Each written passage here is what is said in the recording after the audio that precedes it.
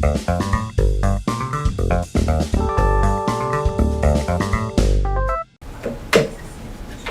vamos lá. Eu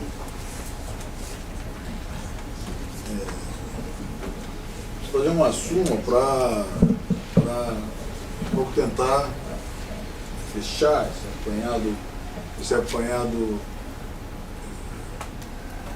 crítico, né, da teoria geral. Fui até o ponto de expressar que era necessário, foi necessário condicionar a ação. E como eu disse, ninguém aparentemente tratou disso tão bem como o Liebman. O Liebman foi o articulador, é essa matéria, de uma certa forma, que leva ele para Milão, né? E claro, a respeitabilidade que ele tinha, tudo mais.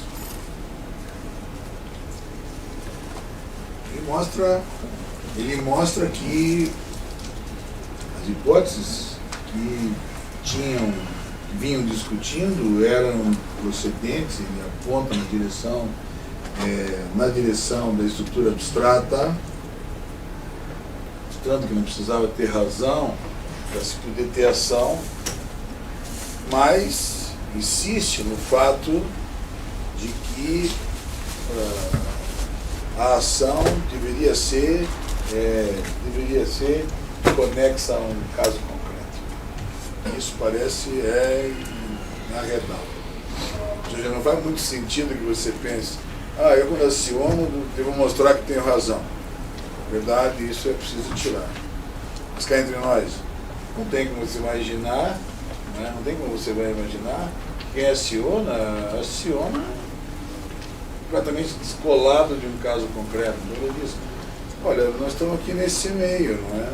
Precisa ser abstrato, mas tem que ter um caso concreto. Então, é necessário mirar no caso concreto. Então, ele vai insistir justo nessa hipótese de que ela seja conexa a um caso concreto. E, portanto, o caso concreto, ou seja, lá aquilo que determina o nascimento da lírica, lá na esfera material, aquele caso concreto é que baliza a construção das condições da ação. Todo mundo sabe essa história, eu não vou repetir aqui, mas sabe que ele avança na prolusão torinese, aquela de 49, e depois isso vem para o espaço saneador, isso vem para o manual, até que depois, na terceira edição do manual, ele muda, tira uma das condições da ação, mas a base é isso que está aí na tela, não é? Invoca a possibilidade jurídica do pedido, o interesse de agir e a legitimidade de causa. Esses que são os fundamentos, e começa com essa hipótese que está aí, quer dizer, ele diz a possibilidade jurídica, e dentro da possibilidade para o juiz, na ordem jurídica, a qual pertence de pronunciar uma espécie de decisão pedida pelo autor. Não é?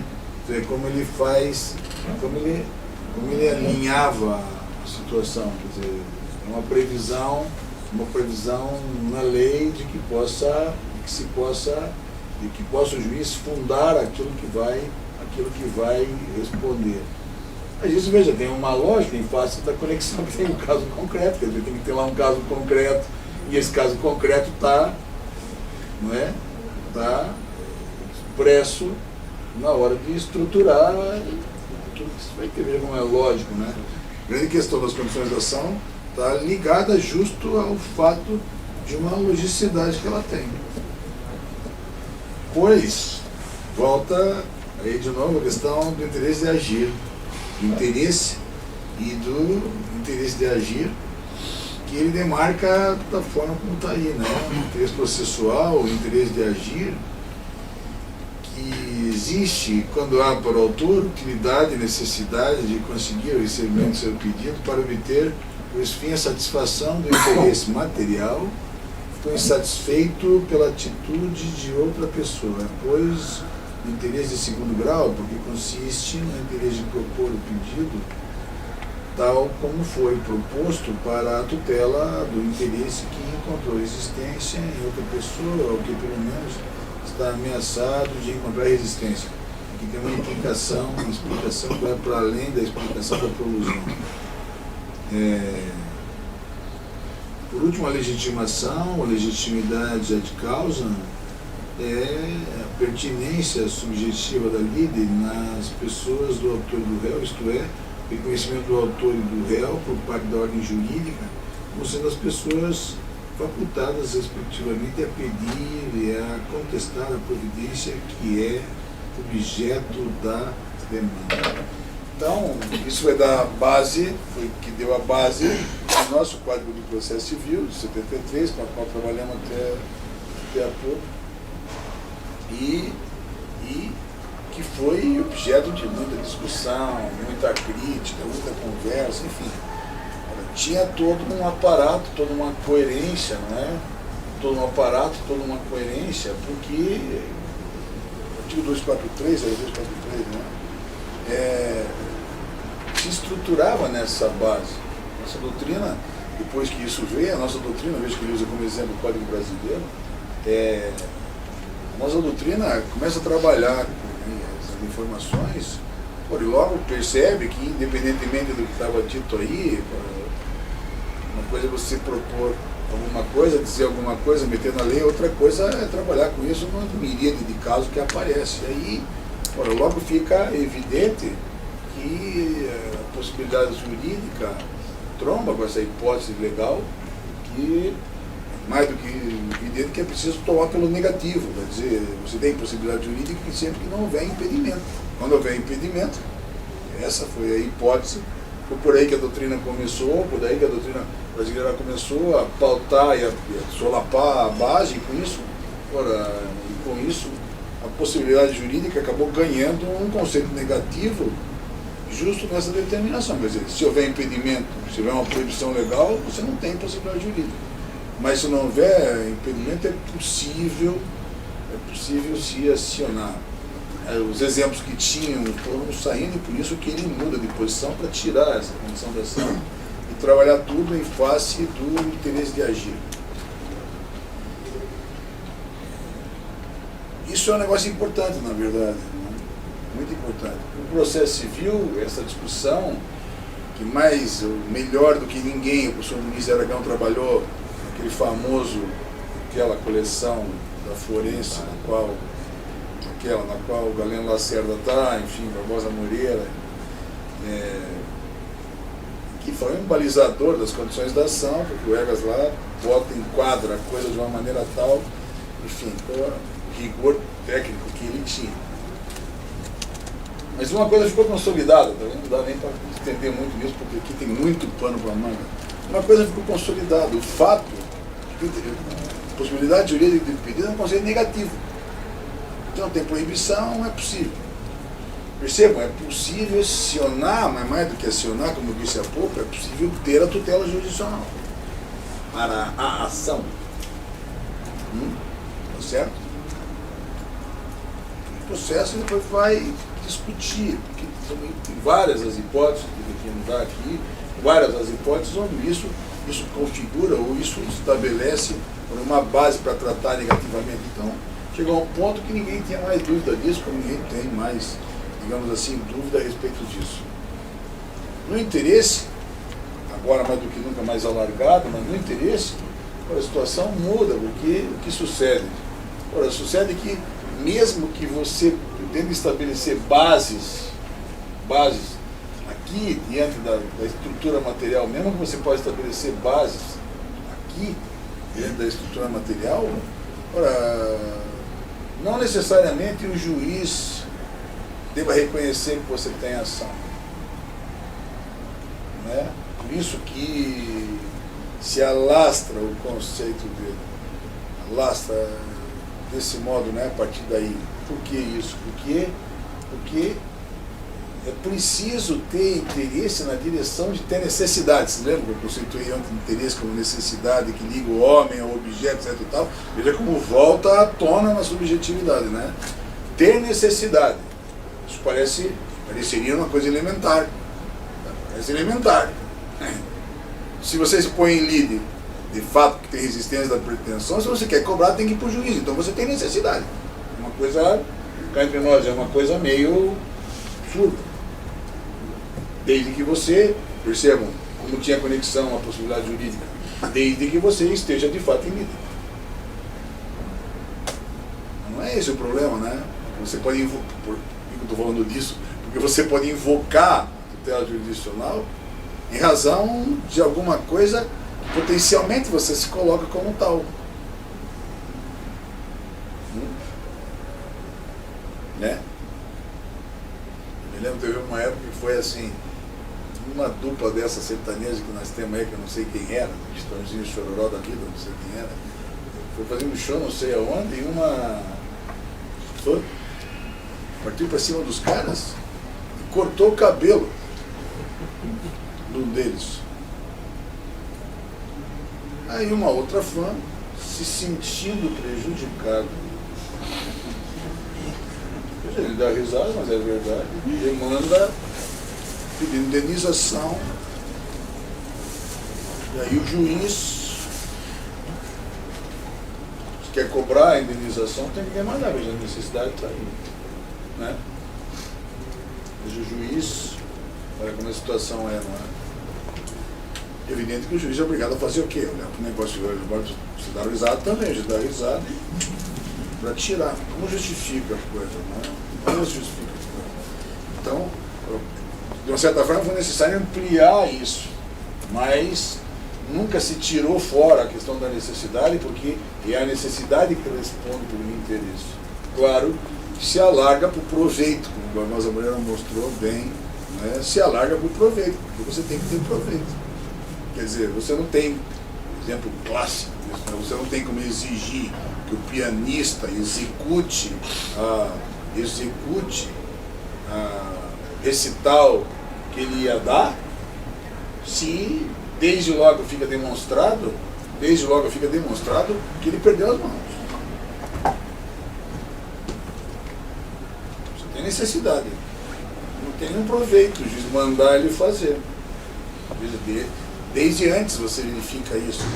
Então essa coisa se foi modulando desse jeito, da mesma maneira que ligado ao interesse vem a própria legitimidade para a causa.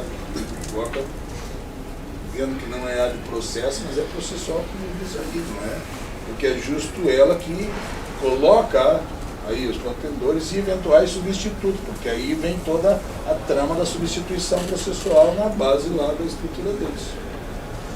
Bueno, é a prolusão, podemos tocar com a prolusão, podia tocar com tudo isso. A mim interessa só uma coisa nesse emaranhado aí, que é de fato muito importante, mesmo muito importante, que é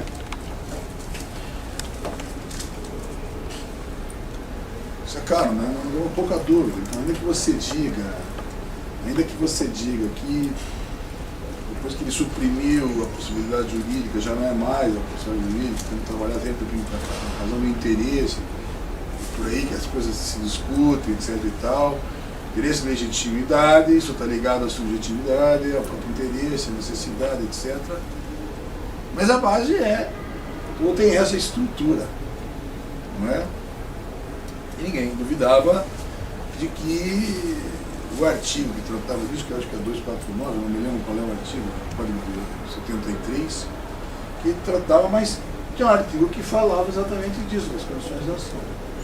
Portanto, tratava como possibilidade jurídica, nesse sentido negativo, do interesse de agir com necessidade e a própria legitimidade, dado por aqueles que estivessem lá e se legitimariam para, digamos assim, poder trabalhar como quem aciona e aquele contra o qual se vai pedir face da ação que se vai dar. Por que eu estou me referindo a esse ponto? Porque percebo isto no processo penal chega a ser uma barbaridade.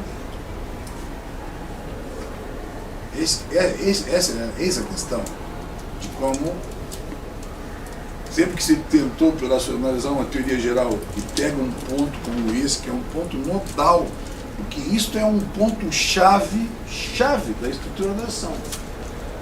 O estudo da ação, que é extremamente relevante, a história, Vichai Muta, sabe? A ação emanente lá da estrutura humana, enfim, toda a base, sabe? Gesto, Celso, tudo isso é muito importante, mas na prática, no dia a dia, os procuradores, os advogados, os defensores, com o que você lida quando você lida com a ação? Com o que você lida? Evidentemente você lida com o condicionamento, essa coisa newmaniana de tê-la como conexa a um caso concreto. Então, é sempre disso que se trata, da formulação da estrutura que se tem. Ou seja, as condições da ação. Então, se você diz, bom, isso é alguma coisa de uma base de uma teoria geral que deve servir para tudo, a pergunta logo que fica é, bom, se você conceitua as condições da ação desse modo, passei rapidamente, como aparece isso no processo penal? Como apareceria isso no processo penal? Bom, a possibilidade jurídica do pedido é um conceito negativo. Bom, mas peraí, Zé. No processo penal, o conceito não pode ser negativo. Não é quando a lei não proíbe. É só para os casos específicos em que a lei estabelece. Quer dizer, é o próprio padrão penal. Não é quando a lei proíbe, é quando a lei exige. E de consequência, ora, está isso ligado diretamente àquilo que é tipificado como crime, porque a acusação é sempre pautada em função daquilo, a imputação é sempre pautada em função daquilo que está tipificado como crime. Por isso que diz, e assim agindo, fulano de tal, né, aparentemente praticou o crime do artigo 121 do Código Penal, o que justifica é justo aquilo que você estabelece na relação do fato com o tipo, ou seja, de uma tipicidade que o juiz não adianta naturalmente sobre ela, mas trabalha sempre em função dessa aparência, quer dizer, o juiz vai verificar se aquilo que está narrado tem relação com aquilo que está tipificado. Portanto, a condição é eminentemente positiva, ainda que ela seja trabalhada e deva ser trabalhada na sua aparência. Estão escutando, né? Sua aparência. Por isso, a condicionante aqui é uma tipicidade aparente. E isso é de mais relevante. Por que é de mais relevante? Porque quando você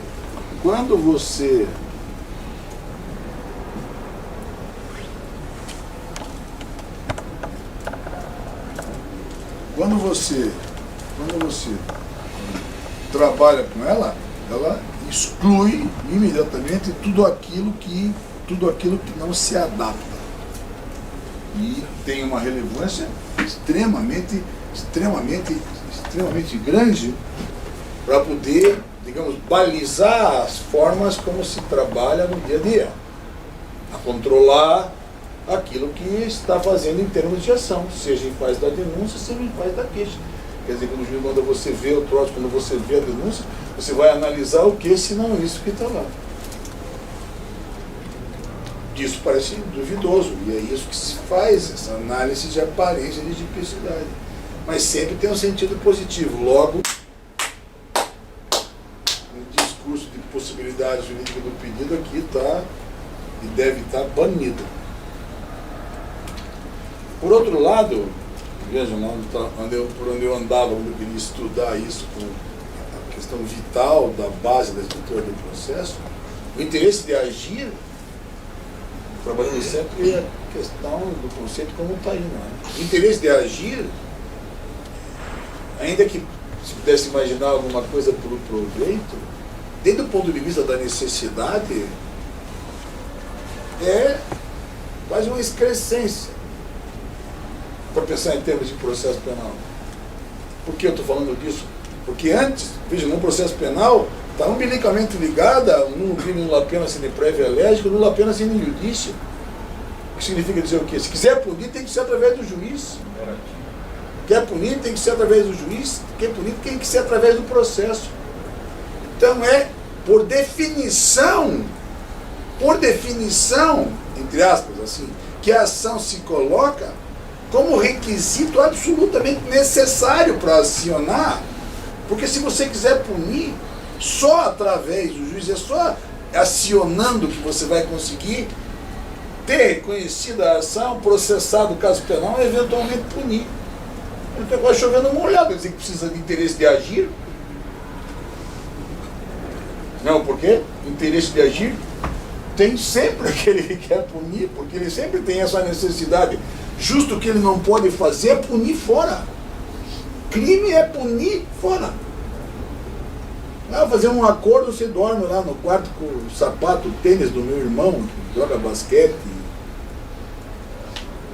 Ou seja, não tem como você pensar numa pena para ser cumprida fora, acertada, etc. Então, vejam os acertos que posso fazer mesmo em termos de estrutura da base privada, dos crimes privados ou particulares, mesmo que você possa pensar, perceba, é sempre as estruturas negativas.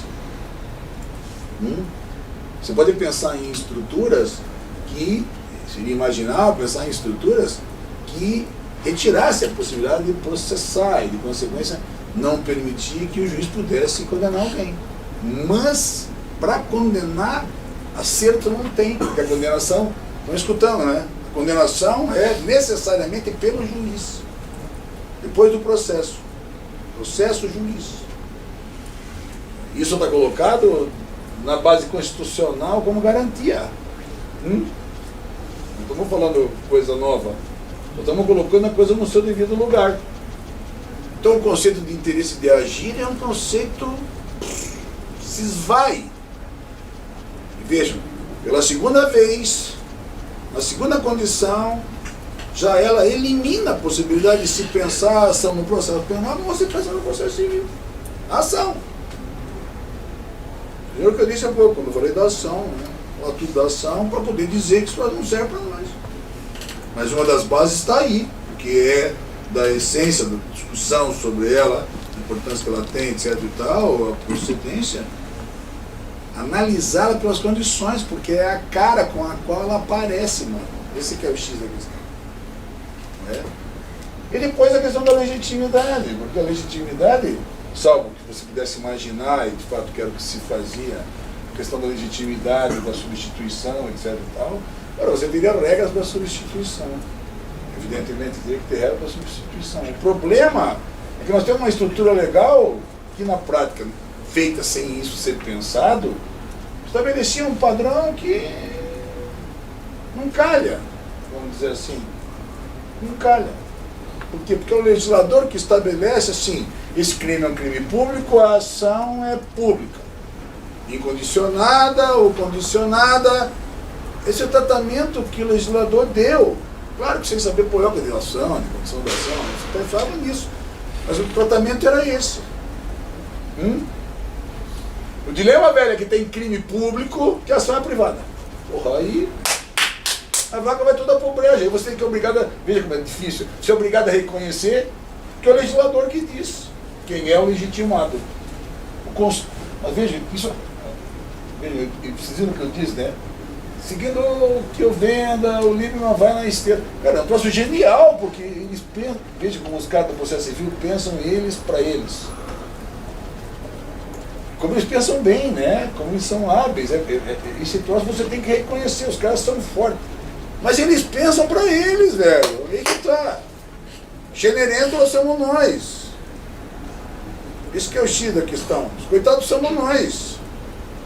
Nós é que temos que correr atrás. Eles pensam para eles. O dilema todo é que como eles pensam para eles, lá pelas tantas o cara diz, vamos dar uma mão para os primos pobres lá, né?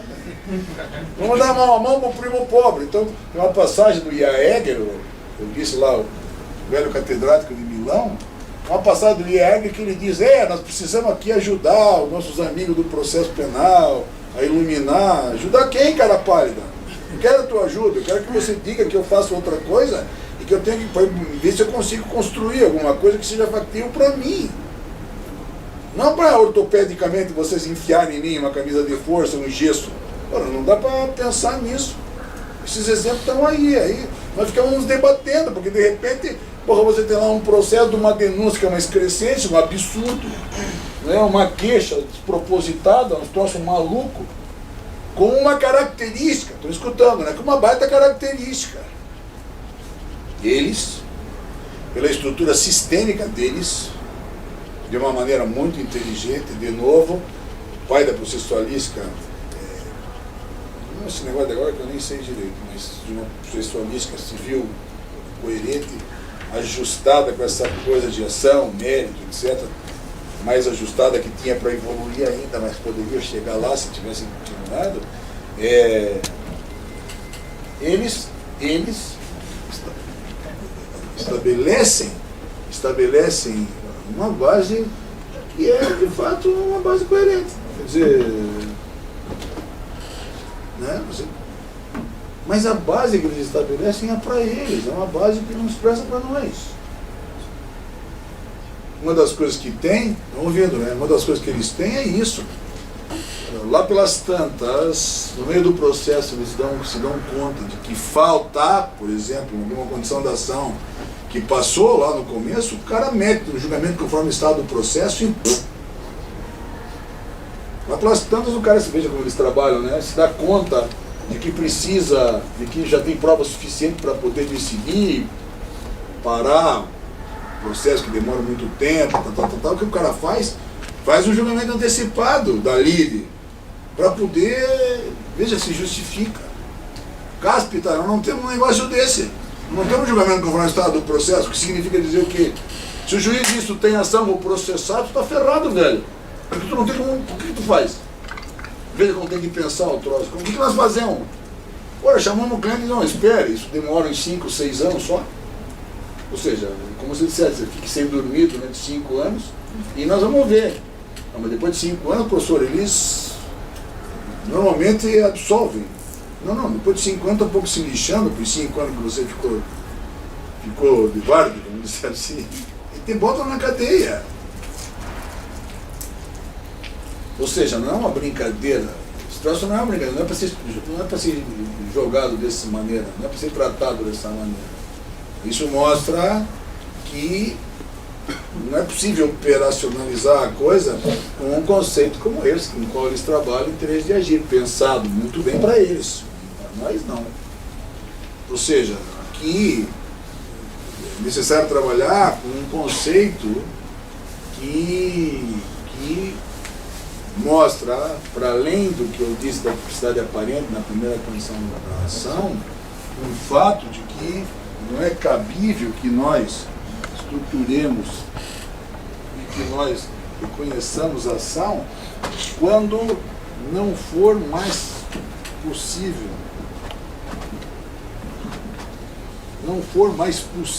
punir, não é?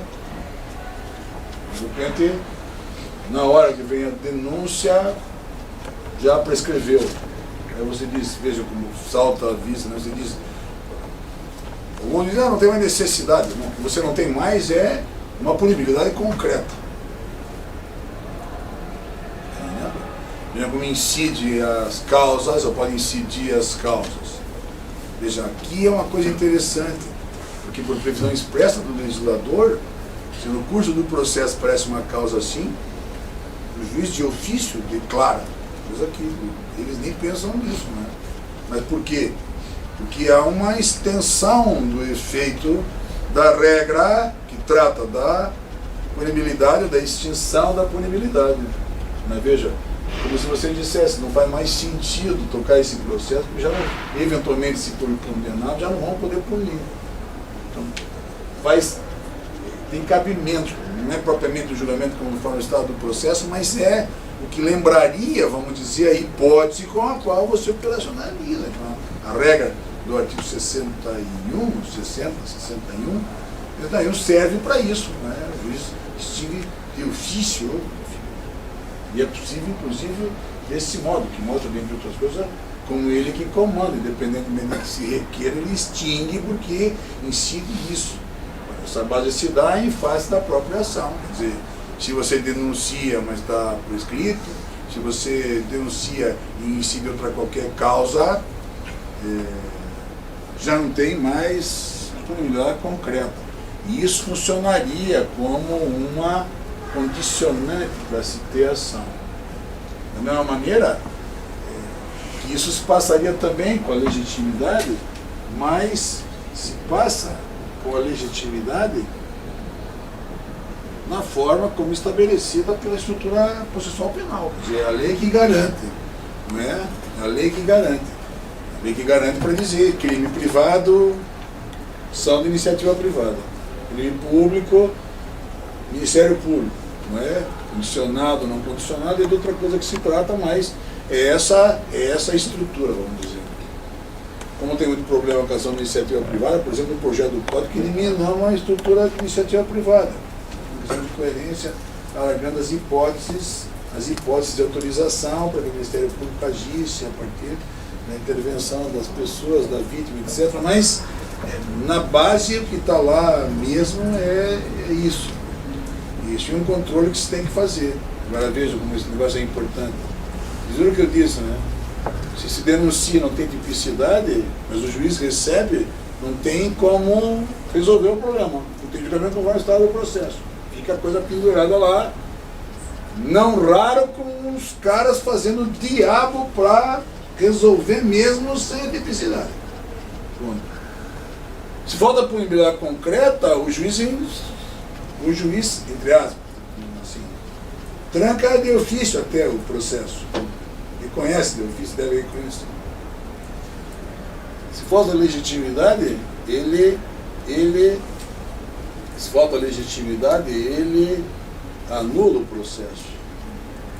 Causa expressa de nulidade do processo. Eu trabalhei com isso, não é? De, se caso de iniciativa privada, o Ministério Público acionar, você depois ir lá e dizer ao juiz, olha, o Ministério Público não tem legitimidade, o juiz anula, não é? De uma maneira tal que o legitimado possa fazer. Por isso que vejo como uma estratégia de defesa, né? Isso normalmente se faz 6 meses e 1 dia. Depois, né? Nós sabemos que tem um prazo, esse prazo vai aí, né? Os caras ficam doidos da vida, não sabem o que fazer com a coisa, sabe? Mas é uma questão de operacionalização. Mas, de novo,